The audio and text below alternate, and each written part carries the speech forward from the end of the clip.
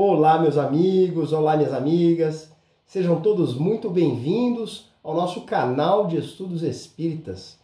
Eu me chamo Marco Aurélio de Moraes, sou trabalhador e estudioso da Seara Espírita. Estou aqui hoje para compartilhar mais uma noite de estudos com você.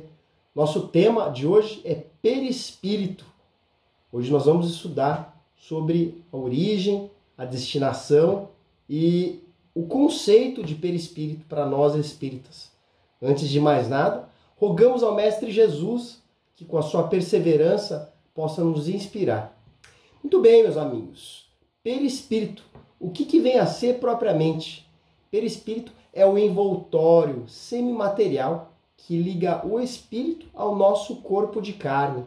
É também conhecido como corpo fluídico ou corpo espiritual. Mas qual que é a sua origem? O perispírito ele teve a sua origem, originou-se através do fluido cósmico universal, retirado no mundo do qual o espírito está relacionado. Deus criou também como matéria, como corpo de carne, embora esteja num estado propriamente diferente. É diferente da matéria pela qual nós sentimos, conhecemos. É uma matéria quintessenciada, não é rígida, é uma matéria espiritual, diferente do corpo físico. Ela tem como função principal a ligação, o liame, a goma arábica entre o corpo material, que nós conhecemos, tocamos, sentimos, vivenciamos, e o nosso espírito. É o elo que transmite as sensações entre um e outro. E age no mundo espiritual, ele serve como um instrumento de reconhecimento. Quando um espírito volta ao plano espiritual, quando ele desencarna, como nós espíritas falamos, quando ele volta, retorna à pátria espiritual, o que é visível é o perispírito. Portanto, ele age como matéria de reconhecimento. Imaginamos quando um bebezinho, uma criança em tenridade desencarna, volta ao plano espiritual. E lá ela não quer propriamente continuar com aquele formato, com aquela forma física de bebê, de criança. Então ela pode retomar, desde que assim o queira, que assim o deseje, uma forma de uma vida anterior. Por exemplo, o espírito do benfeitor Emmanuel, benfeitor de Chico Xavier, relata que a forma que é reconhecido no plano espiritual é a forma de um senador romano, que foi uma de suas encarnações. Publio Lentulus é então a forma em que deseja Emmanuel ser reconhecido no plano espiritual. Espíritos mais elevados têm essa capacidade melhor desenvolvida de plasmar a forma com que queiram ser reconhecidos. Podem também plasmar vestimentas, desde que assim memorizem formas, roupas, trajes que assim o queiram. Imaginem você passando na Champs-Élysées, escolhendo as grifes. Eu quero um Armani, não, eu quero um Hugo Boss, eu quero tal roupa. E imaginando para ser plasmada no plano espiritual. Ora, que fantástico que deve ser, não é mesmo? Mas é através do perispírito que nos reconheceremos ou que nos reconhecemos no plano espiritual. Então ele serve de ligação entre o corpo físico e o corpo espiritual, e no plano espiritual para ser propriamente reconhecido. Ele também tem uma função de HD. Como assim, Marco? Uma função de registrar. Ele registra todos os efeitos da memória. Anos atrás, diríamos que ele funciona feito um videocassete, registrando. Hoje, diríamos que ele funciona feito um HD ou um cartão de memória, registrando tudo o que acontece em nossa memória. Portanto, em terapias de vidas passadas, em algumas pessoas que fazem regressões, elas acessam propriamente o perispírito. Ou seja, o HD, o plano de memória de vidas passadas ou que ocorreram e a pessoa tem ali determinados bloqueios. Tudo fica registrado, tudo fica gravado no perispírito. Portanto, muitas vezes, algumas pessoas antes de morrer, antes de desencarnar, relatam que a vida passou como um filme, através do perispírito. São efeitos de acesso ao perispírito. Ele permite também que antes de encarnar, o perispírito molda o corpo físico. Como assim, Marco? Através da fecundação do óvulo, a partir dali, o espírito é ligado ao corpo. E o perispírito serve de molde, de forma para aquele bolo.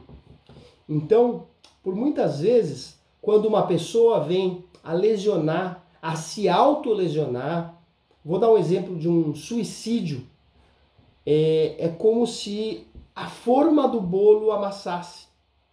Ou seja, se em determinada região, citamos um exemplo de um suicida que vinha se suicidar com um tiro na cabeça, então aquela região fica lesionada. Aquela forma do bolo ali estará lesionada. Então, muito provavelmente, numa próxima encarnação, quando o espírito estiver formatando uma nova forma, ele virá com um bolo amassado. É como se a forma do bolo caísse no chão.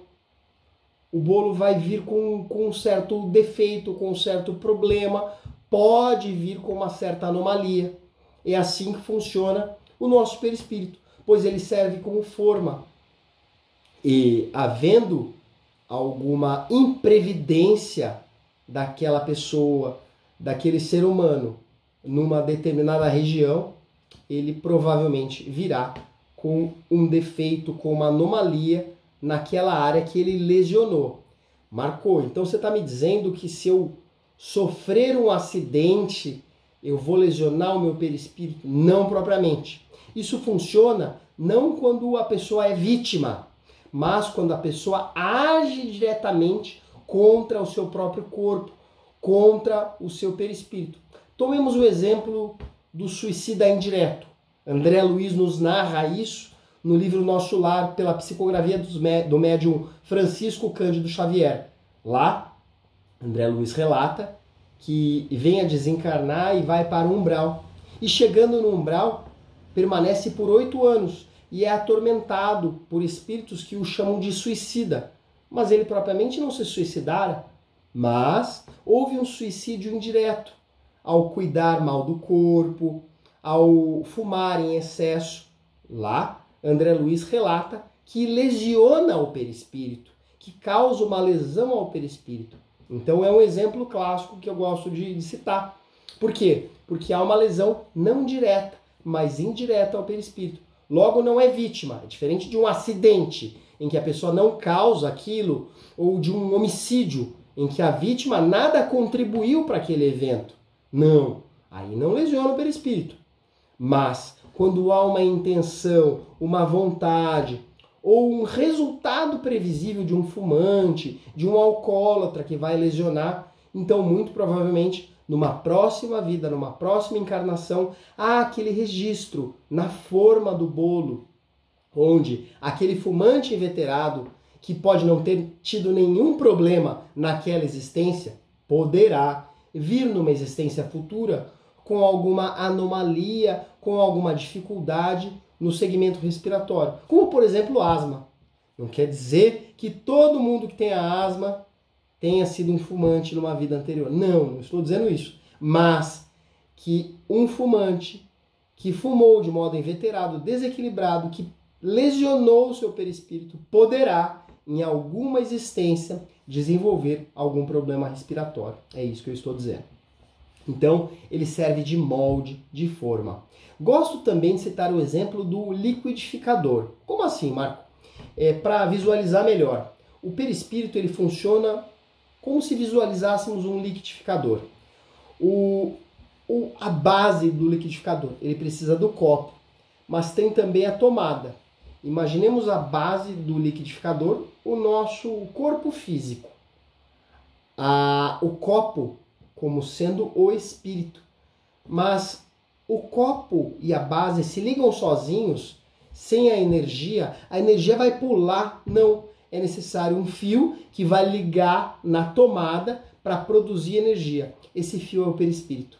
É o fio que vai buscar a energia, que vai ligar o espírito, que vai animar o corpo através do espírito, mas agindo pelo perispírito. O perispírito seria o fio do liquidificador, que vai animar, que vai conduzir a eletricidade entre corpo e espírito. É isso, para exemplificar melhor. Então, para o espírito encarnar, é necessário esse laço fluídico, esse fio de condução que liga o espírito ao perispírito. E lembremos que 1/3 de nossas vidas passamos em emancipação parcial do espírito. Como assim? Através do sono. Do fenômeno do sono é que nos desligamos parcialmente do corpo físico, mas ficamos presos ainda. Como? Através do nosso perispírito. O nosso perispírito é que nos prende. Em que pese nosso espírito possa sair do corpo através da vivência do sono, o nosso perispírito nos prende ao nosso corpo. Ou seja, é o laço, é o elo que nos liga do espírito ao corpo. E na emancipação parcial, através do sono, somos presos, somos atados, feito uma pipa que é presa na pipa e é presa na linha, mais ou menos assim. Esses são os exemplos. Então, para o espírito encarnar, é necessário modular essa forma através do perispírito, que imprimirá a impressão à matéria. Ou seja, isso é a partir do óvulo fecundado, que vai presidindo a multiplicação de células. É assim que funciona. Portanto, do ponto de vista espírita, já existe a vida pré-existe ao corpo. Então, nós, espíritas, recriminamos o aborto. Mas, Marco, o aborto ele pode ser praticado em algumas hipóteses. Eu falei disso propriamente em uma palestra. Vamos resumir algumas situações e explicar sobre o ponto de vista espírita que nós não apoiamos o aborto. Mas a mulher dirá, meu corpo, minhas regras. Claro, mas para o feto que lá está, já há um espírito ligado, já há uma vida. Portanto, essa vida não pode ser tirada. Mas, Marco, você sabe, está na lei que é possível o aborto decorrente de estupro. Claro, a lei humana prevê essa possibilidade. Mas será que a lei divina prevê a possibilidade de uma mãe tirar a vida de seu filho? E será que um ato, por mais horrendo que seja, um ato criminoso do estupro, autoriza a vida, tirar a vida de uma pessoa, de um espírito que já está ali? Então, um ato criminoso não justifica outro ato criminoso sob o ponto de vista divino, sob o ponto de vista dos olhos de Deus? Não apoiamos o aborto, mesmo nessas condições.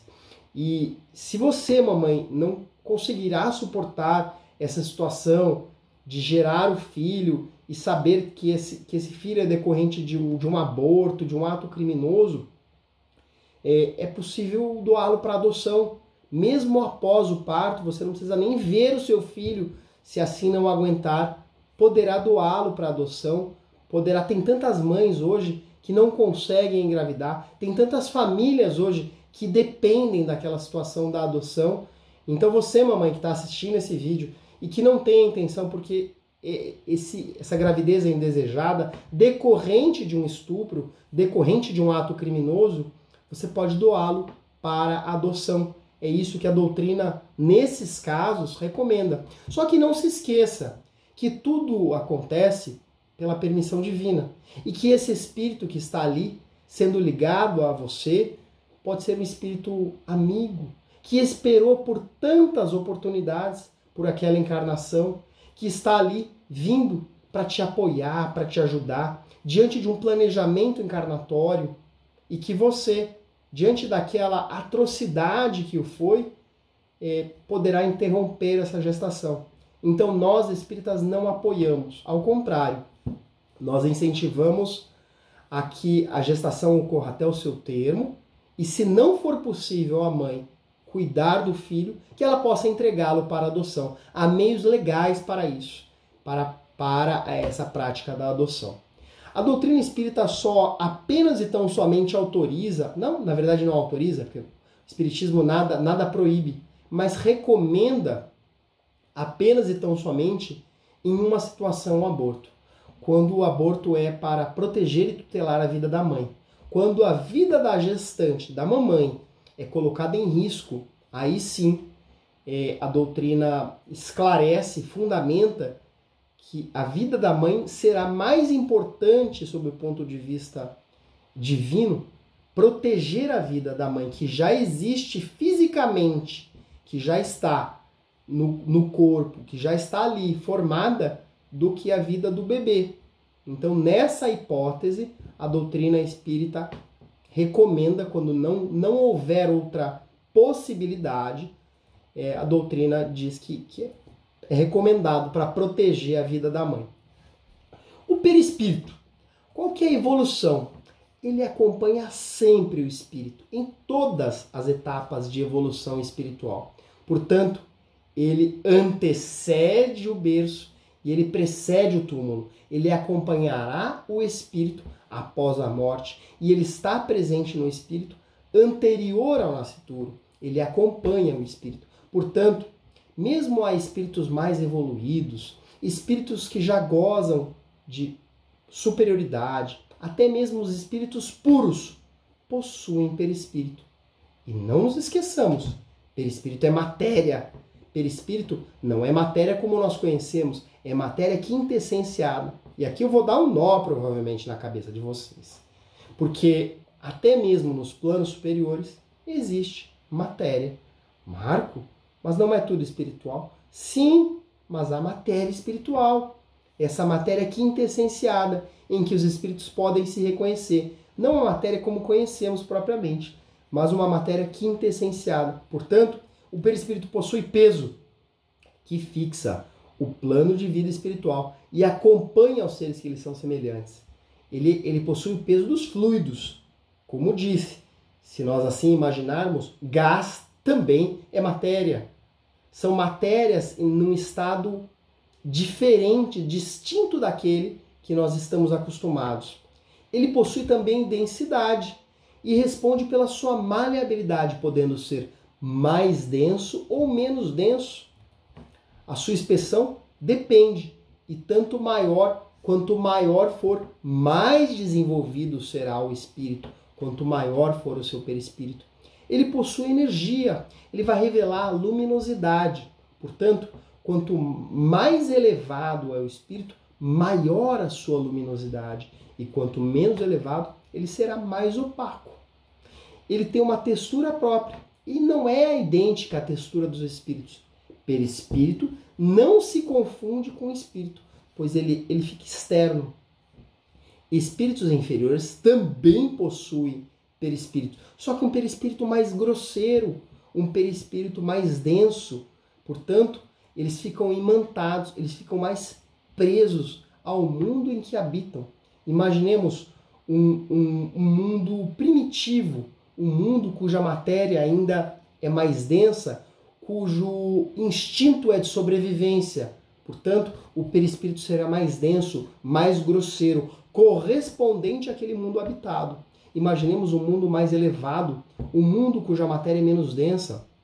Ora, nesses casos, o perispírito será mais quintessenciado, um perispírito menos material, mais fluídico, comparável ao ambiente em que ele se encontra. Mas eles existem, mesmo em espíritos crísticos, mesmo nos espíritos mais elevados que pudermos imaginar. Até mesmo esses espíritos têm o seu perispírito. Pessoal, é isso. Perispírito serve para registrar as sensações do nosso corpo, serve para moldar nosso corpo, serve como campo de memória, de registro e serve também para ligar o nosso corpo material ao nosso espírito. Serve, portanto, como fio de condução entre um e outro. Espero ter ajudado vocês. Um beijo!